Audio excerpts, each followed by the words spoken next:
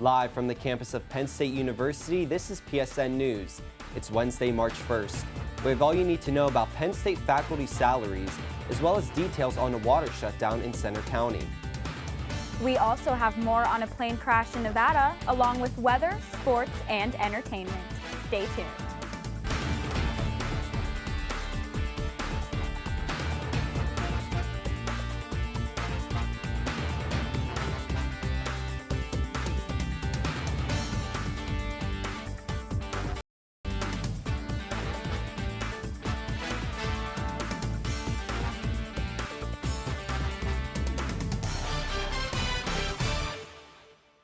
Thanks for joining us tonight. I'm Jace. And I'm Marianna Daniele. Several faculty members of the Penn State Department of English are making their displeasure known with the university. The group, comprised of faculty who do not have tenure, claim they are the lowest paid teaching unit at the university. Salary data collected by the English department's faculty suggested that lecturers are annually paid around $35,000. That is over $2,000 less than the living wage for a single adult in State College. Penn State raised salaries for the English teaching faculty in January of last year by $3,000 as part of a two-phase salary adjustment plan. But the second phase was nixed due to, quote, financial challenges facing the university.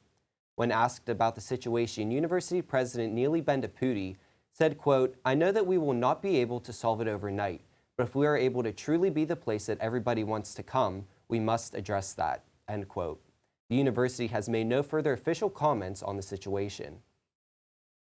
A Center County property manager has filed a lawsuit against Pennsylvania's Office of the Attorney General, Penn State, and Penn State's Office of Student Legal Services, Aaron Brooks, on February 16th. Rodney Hendricks, owner of Hendricks Investments, is suing defendants on one count of barratry and one count of abusive process. The lawsuit claims the Attorney General's office and the university allegedly coerced information to find a crime to use against him. Previous reports claim that Hendricks has been the defendant in dozens of lawsuits over 2 decades after multiple tenant complaints. Hendricks is asking for at least $50,000 in damages. A major water leak discovered in State College is causing the water to be shut off for various Benner Pike businesses. The College Township Water Authority claims a leak was found in its system on the 300 block of Benner Pike. Some of these businesses affected by the water closure include Barnes & Noble, Sam's Club, Penn State Health, and Walmart. An emergency water shutoff to fix the issue will begin at 9 p.m. tonight and will be restored by 7 a.m. tomorrow. The Water Authority staff plans to notify the affected businesses of the shutoff. Stadium Casino has filed an appeal with the Pennsylvania Supreme Court after losing the bid at the 2020 auction to apply for Pennsylvania's 5th Category 4 casino license. The company asked the court to vacate the previous board's decision so that they can get the license to proceed. The license cannot be issued until all appeals are resolved, which could take several years. After the licensing hearing, supporters said the casino would revitalize Center County. However, members of the Say No Casino group said their voices felt ignored. If the project does move forward, the $130 million casino will be constructed in the old Macy's at the College Township Mall. Happy Valley is experiencing its normal weather fluctuations, but will a potential snowstorm affect spring break travel plans? Caroline Castora with Campus Weather Service will give us more details on what to expect this weekend in tonight's weather report. Take a look.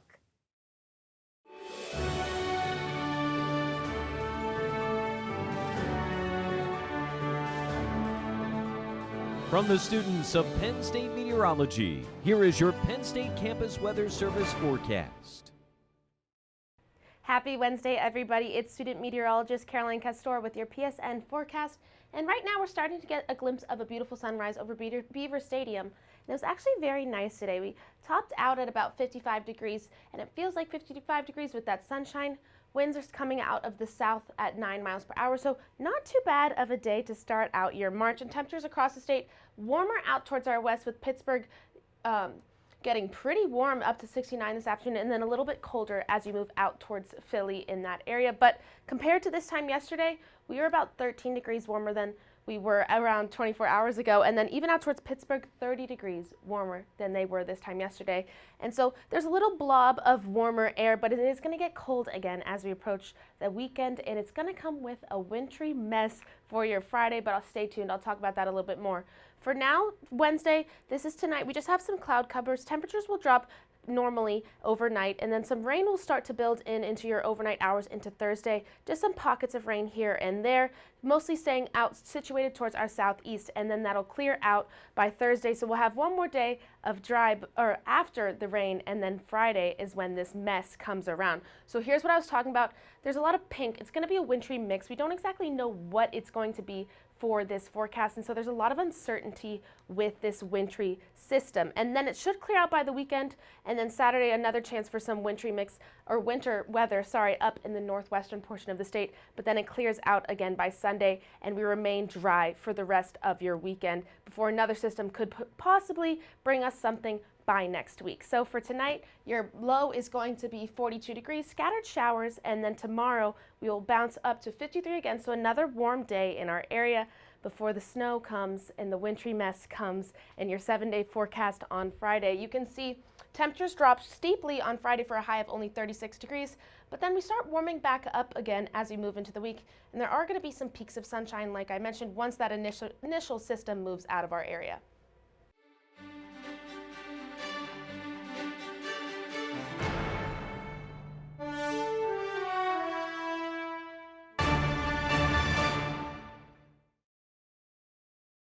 Welcome back to PSN News. I'm John Calavita with your sports update. The Penn State Lady Lions took down the Minnesota Golden Gophers 72-67 in the first round of the Big Ten tournament today. McKenna Marisa led the charge for Penn State, putting up a game-high 22 points. The Lady Lions were without two of their best players in the fourth quarter as freshman Shea Chesky left due to injury in the third, and defensive specialist Leilani Kappas fouled out. Penn State led 56-41 at the start of the final quarter, but allowed Minnesota to tie the game with under a minute to go. Marisa made a layup with 30 seconds left to ice the game and keep the Lady Lions season alive. This was Penn State's first win since February 2nd and their first Big Ten tournament victory since 2018. The Lady Lions will play Michigan in the second round tomorrow at 3 p.m. Do you think you have what it takes to be a Penn State football player?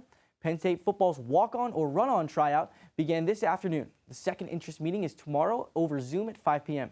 Run-ons are required to fill out a Google form to register and answer about questions about GPA, graduation year, position, and football experience. All applicants must be full-time Penn State students at University Park. If you want a chance to rock the basic blues and the black shoes in Beaver Stadium, here it is. If you have any questions, email Rashad Elby at rae149@psu.edu. Spring training is in full swing, and the biggest story coming out of baseball's preseason is the pitch clock.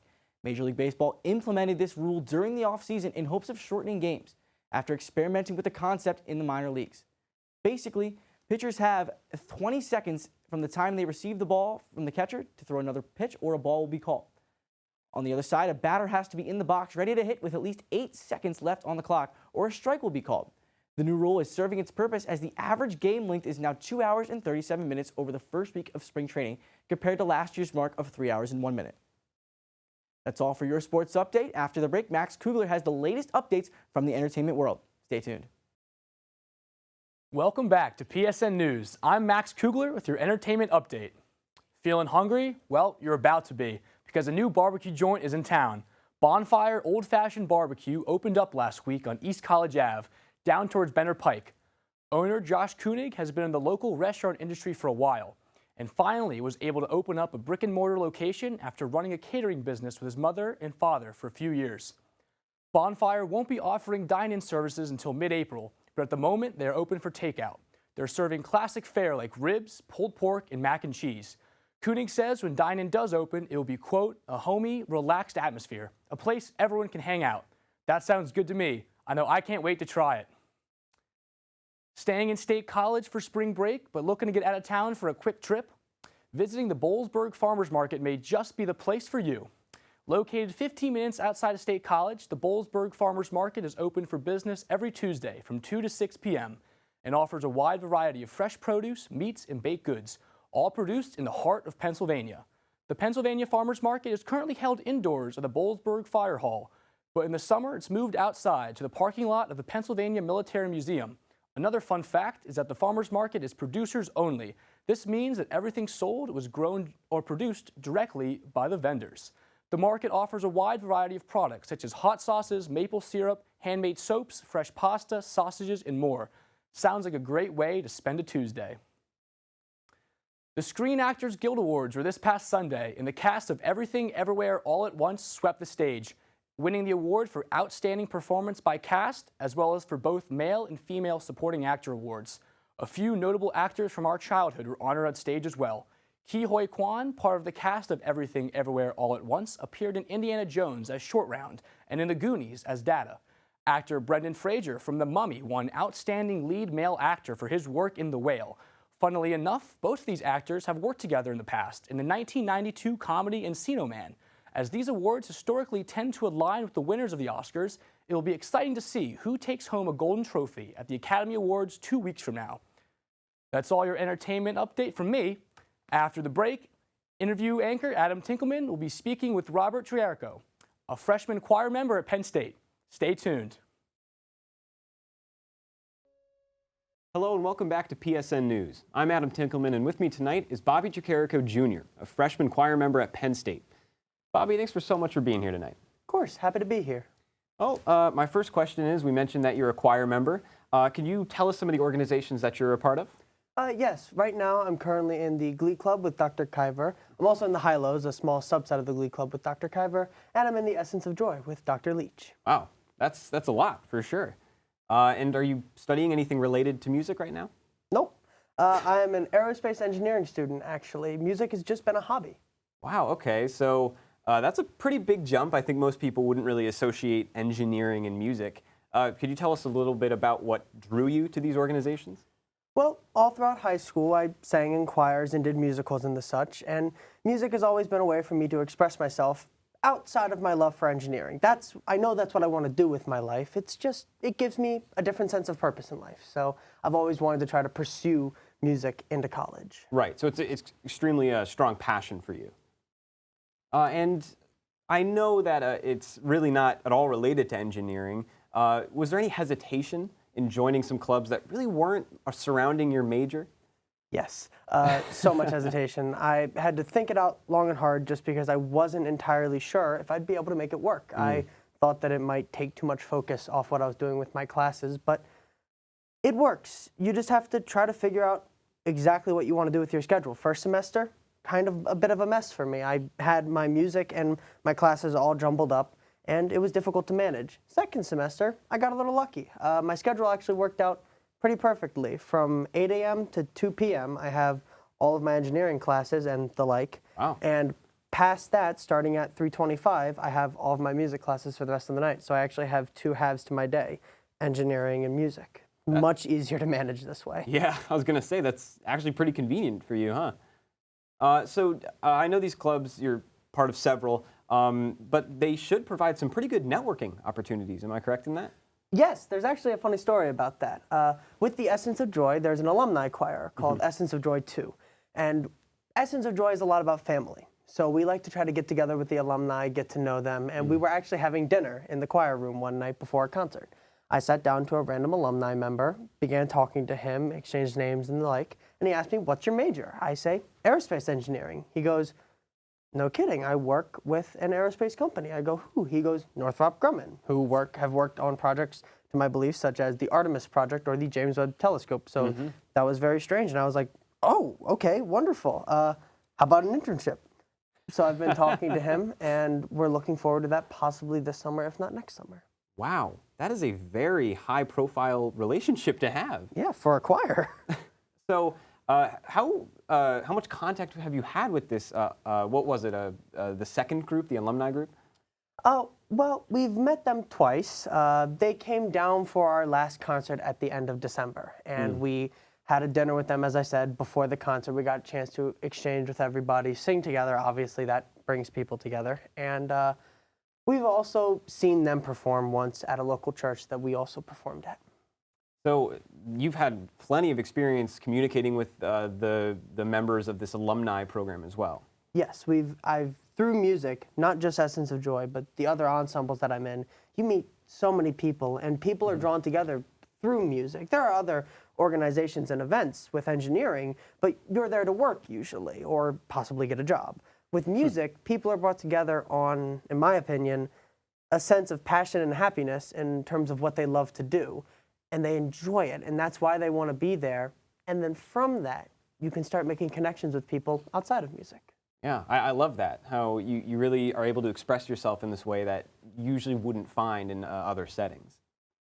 So I also know we were talking a little bit before the interview that there is some kind of out-of-country trip coming about soon. Isn't that right? Yep. The Glee Club is going to Portugal this year. Yeah. Now, Glee Club likes to try to organize trips outside of the country. Actually, funnily enough, a lot of our music groups do. Essence of Joy, I was unfortunately not able to make the trip, but they are leaving this Friday at 2 a.m. to go to Hawaii for a week. They are singing in a couple locations in Hawaii, and we are wishing them all the best. But Glee Club, we are going to Portugal from May 8th to the 18th to sing around the country. Wow, that is awesome. I mean, Hawaii and Portugal, those are like way far away from the United States, or the continental United States at least. Yeah, if I had all the money in the world, I would have went on both, but freshman in college, so we're working on that. So would you say that being part of these groups is also not only providing you some sort of business opportunities, but also going international, you're getting a lot of culture as well? Yeah, I believe music provides you with a different perspective. Yes, engineering, you focus on your sciences and your maths, and that's what I'm continuing to focus on learning more about in college. However, I think being a musical student allows you to have a different perspective on things. You think more outside the box. That's the term that's kind of died off nowadays. People want you to think creatively, they want you to think innovatively, but people don't really like outside the box, because if you strike outside the box, you might miss. People are afraid of that nowadays, so a lot of the times you're told, try something new, but not too new. When you're a musical student, that's how you make advancements. You throw a long ball and try for something. Yeah. And it's made me a lot more confident in my abilities to sometimes take wide swings in engineering classes in general. Which is an important skill, especially in college, to be able to step out of that comfort zone and pursue something that may be out of the norm for you. So you'd say that being a student studying music, that has given you some unique insights that have helped you, per se, some maybe with engineering or other parts of your life? Absolutely. Like I said, I think it opens up your perspective to trying new things and makes you less afraid of making errors, because you make errors in music a lot. It's just due for the course. Even if you are a perfect singer, your voice might crack. You might be a little sick. It happens. Now, obviously, when working in the field in engineering, other people are counting on you. It's a little different to just make an error, but when you're practicing and when you're learning, this is the time to make those errors. This is where you learn. This is where you can really take advantage of striking out of the box. You don't really want to do that when you have a job, because you're getting paid. When you're learning is when you can do that sort of stuff, which is why I'm trying to mix music in tandem with my engineering courses, because I want to try to take that mentality into my engineering courses. Right. And I'm assuming you're going to continue this all throughout college, right? You plan on doing music the whole time? That's the plan. Things may change. If my schedule gets a little bit too busy, I do have to look at it as I'm getting a humanitarian credit, 1 credit per choir. So I may have to strike outside of that if I see another opportunity for aerospace, because even though music is a passion, I do still want the career that I want for my life. And that is my other passion in life and what I want to pursue. So it will take slight weight over music in my life. However, to the best of my ability, I will keep music in my life. Now, we are a little short on time, so I wanted to finish up with this one last question. I'm sure there's a lot of kids out there who are a little concerned about doing something that they may not be very comfortable with, such as a club or an organization. Would you have any advice to those kids on how to jump into that, hit the ground running? When I wanted to join the Thespians Club, they have a system where you are a speculative member before you become a member, and the list to become a member is long. There's a lot of stuff that you got to do. You got to be in multiple shows, multiple non-main stage shows, meet people, talk to people. It's a long list. It was daunting. I almost instant dropped the club as soon as I saw the list, and then I realized I have 4 years here. I want to take all this time that I have and push it and use it as I can. Same thing with my musical courses. I almost dropped one of the choirs that I'm in for the sake of professor favor. I'm not going to say which, but I almost had to drop them because I thought I wouldn't be able to manage it. And then I realized it's what I love. It's what gives me passion and joy throughout the day. Essence of joy, no pun intended. But it's what keeps me going alongside the schoolwork that I'm currently doing. So if you are struggling to determine whether or not you want to join something that you think you might really enjoy, old phrase, just do it.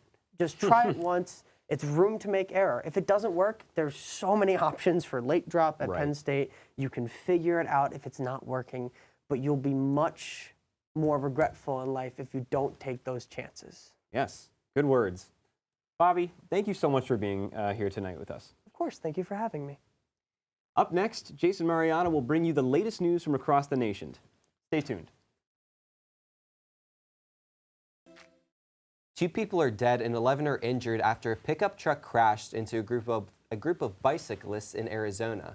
Police arrested 26-year-old Pedro Quintana Lujan.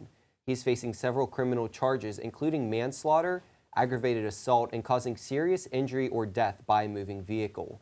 The incident happened just before 8 a.m. on Sunday morning as the group was cycling on Cotton Lane Bridge near Phoenix. The truck driver remained at the scene of the crime, but it is unclear at this time what caused him to drive into the group. A medical transport flight crashed and killed 5 people in western Nevada late Friday night. Among the victims was the pilot, a flight nurse, a flight paramedic, a patient, and their family member. The Lyon County Sheriff's Office said the downed aircraft was located at 11:15 p.m., and the immediate focus went to helping family and team members. The crash followed after the National Weather Service office in Reno issued a storm warning early Friday for winds up to 65 miles per hour and possible whiteout conditions. CareFlight paused all flights on Saturday morning, and the National Transportation Safety Board has sent a 7-member team of investigators to the site of Friday's crash. At least 45,000 residents in several Colorado mountain towns are experiencing delays in their mail deliveries by at least a month. This has been an issue for years, but due to staffing shortages, low wages, and increased housing costs, the situation has worsened. Many of these residents won't receive deliveries from Amazon, UPS, and FedEx. These packages are oftentimes delivering medications, retirement checks, and federal assistance.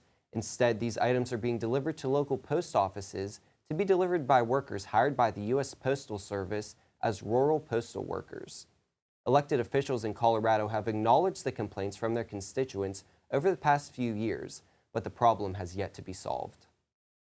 Residents of East Palestine, Ohio, face potential long-term health risks due to the recent train derailment. The train cars which burned at the site held hazardous chemicals. They are suspected to have caused a chemical exposure, which is resulting in an array of symptoms in local residents. Ohio citizens have endured rashes, nausea, vomiting, coughing, and trouble breathing, which medical professionals have diagnosed as chemical bronchitis. Victims of the exposure are currently reportedly taking 5 kinds of medication, including steroids, and continue to receive medical care. Norfolk Southern Railways have offered $8 million in donations and to cover all cleanup costs. As the company has stated, they are committed to doing the right thing for the residents of East Palestine. That concludes our show tonight at PSN News. Be sure to check us out on Twitter and Facebook at PSN News, on Instagram at Penn State Network News, and to subscribe to our YouTube channel at youtube.com/PSN News. Have a good night and stay safe, Penn State.